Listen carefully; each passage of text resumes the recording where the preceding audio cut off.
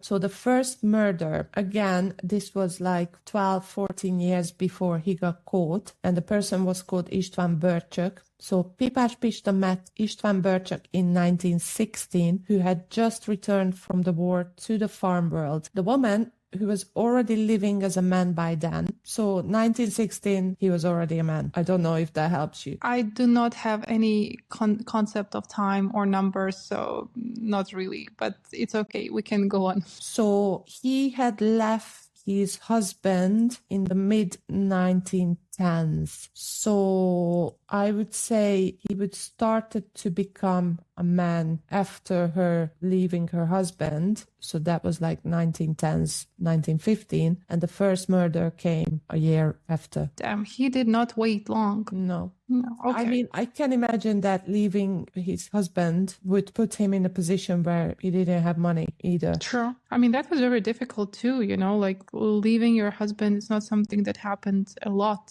during that time. Mostly because of the reason you just mentioned, like you're just literally afraid for your survival. So you're putting up with anything, you know, including beating or other mistreatment. But like, yeah, it seems like he was a rebel from the very beginning. Yes, and he knew that he was strong. He knew he can get a job. I think most women wouldn't have been employed as a farmhand because of their physiques, but he had the advantage. True. It was on his side. So he was already living as a man by then, by 1916, had finished his search for identity, left Párizs, and under the assumed name of Pipás Pista made a living from agricultural and casual work, earning his living in local pubs. In 1919, so they met in 1916, so he didn't actually murder him at that point. In 1919, István Börcsök offered Pipás Pista the opportunity to move to his farm and in return do day labor. According to witnesses, István Börcsök was an aggressive drunkard who regularly threatened his wife with his rifle. The woman had had enough of the situation and, in alliance with Pipás Pista, came to the conclusion that her husband had to die. According to Pipás Pista's testimony, Mrs. Börcsök invented the murder and suggested the rope and the idea of make it look like that he takes his own life, but Pipás Pista himself had organized an accomplice. In May 1919, he visited János Vecsernyés and offered him a large sum of money if he would help him murder István Börcsök. Vecsernyés, who was unemployed and short of money, agreed, and accompanied by Imre Börcsök, István Börcsök's son, Pipás and his wife entered the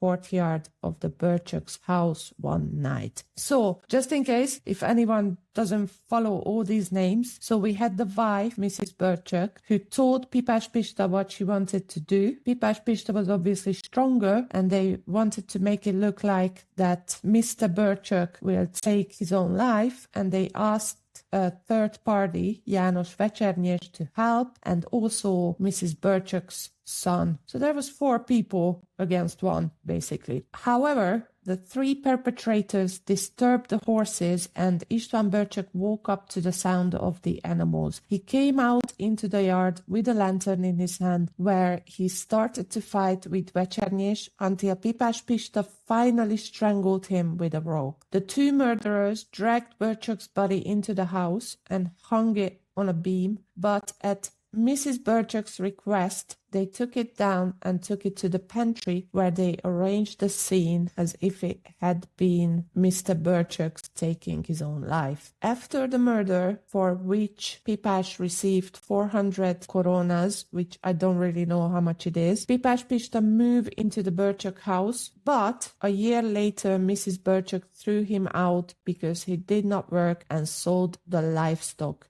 illegally.